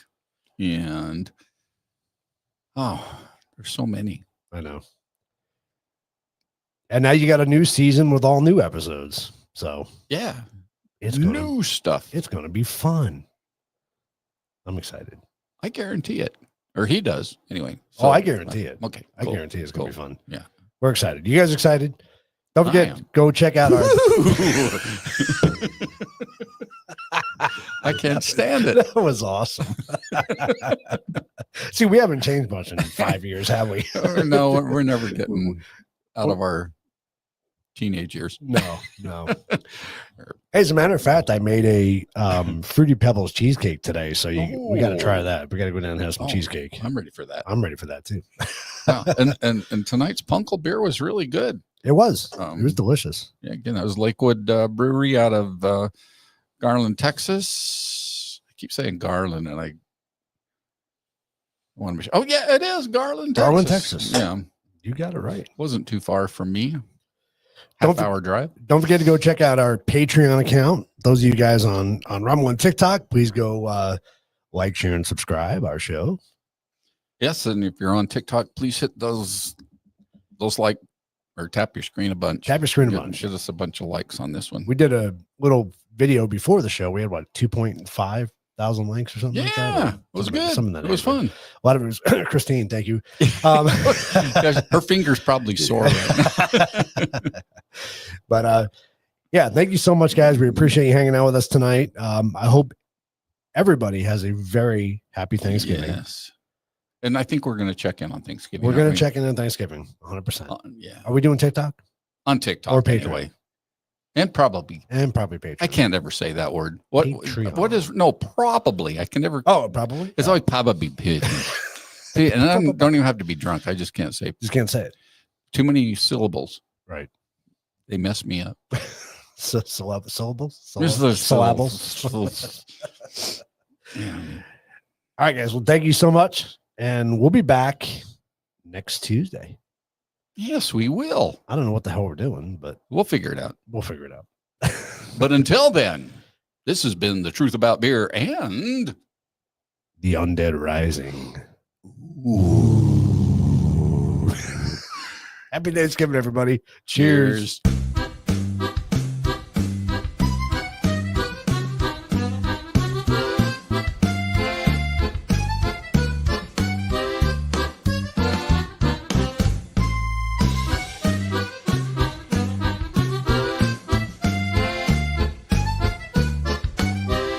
Welcome to the truth about beer.